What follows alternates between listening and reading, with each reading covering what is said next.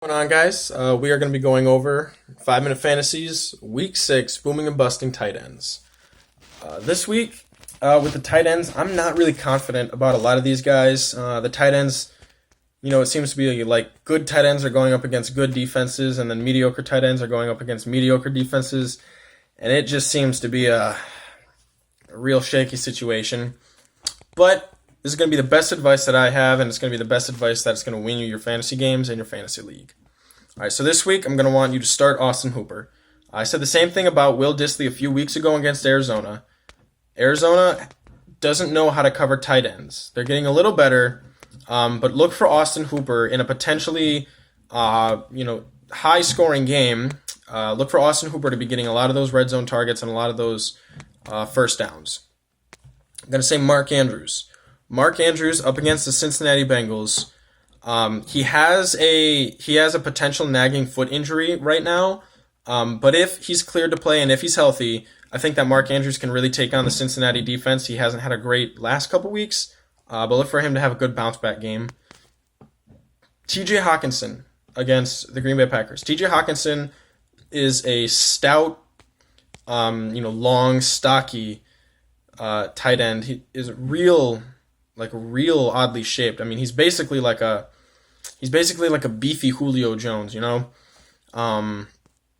Look for him to be getting a lot of the explosive plays along with Kenny Golladay down the field and against Green Bay. Green Bay hasn't been good against tight ends so far this year. So that's a potential mismatch right there. If I believe he's cleared concussion protocol from the hit 2 weeks ago. And then my last starting tight end this week is going to be a name that you've probably never heard of. Let's go with Chris Herndon. Chris Herndon is a star athlete right now in the New York Jets. Right this week they're going up against the Dallas Cowboys. Dallas Cowboys last week, their linebackers were exposed. Between Sean Lee,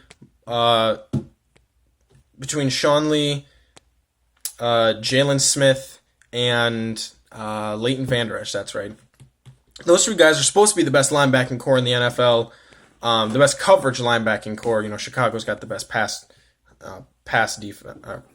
rush, but you guys know what I mean. The Cowboys are supposed to have a great linebacking core, but last week they were exposed. They were exposed with the run, and they were exposed with the short intermediate passes. And I think that with Sam Darnold coming back, Sam Darnold's back with the New York Jets. Look for Chris Herndon to be a real necessity from the tight end position. I think that Chris Herndon could potentially have an 80-yard and a touchdown game up against Dallas this week. Just so you guys know, Evan Ingram this week is out. So for those of you who have Evan Ingram and don't know, you're going to be needing to get another tight end for Week 6. Travis Kelce, I think you're going to want to sit him. The last 2 weeks, Travis Kelce has been game planned against because so far there is no number one wide receiver with Tyreek Hill out. Everyone thought it was going to be Sammy Watkins, but Sammy Watkins had like 40 fantasy points in Week 1, and he hasn't topped 11 since. Look for Travis Kelce again to be targeted against Houston. Houston, who's got some really great defenders. I think that they could, in a lot of potential matchups, end up putting J.J. Watt on Travis Kelce's side just to push him back, hard enough before, J.J. goes to, JJ goes to pass after Patrick Mahomes. They're playing a lot of bump and run with Travis Kelce. Look for him to be off his game. Same thing with Gerald Everett. Gerald Everett is just starting to come into his own. But this week he's going to be playing against the San Francisco 49ers. And again, there's not much to say about the San Francisco 49ers defense other than that it's elite, from the last defensive tackle all the way up to the last defensive back. O.J. Howard, basically everything that's been going on with the Tampa Bay tight ends, I've been disappointed with. Between O.J. Howard and Cameron Brate, they were supposed to have, like an elite, tight end duo, but that never really materialized. O.J. Howard has always been more of a name than he has been talent. Look for him to be slowed down this week up against Carolina.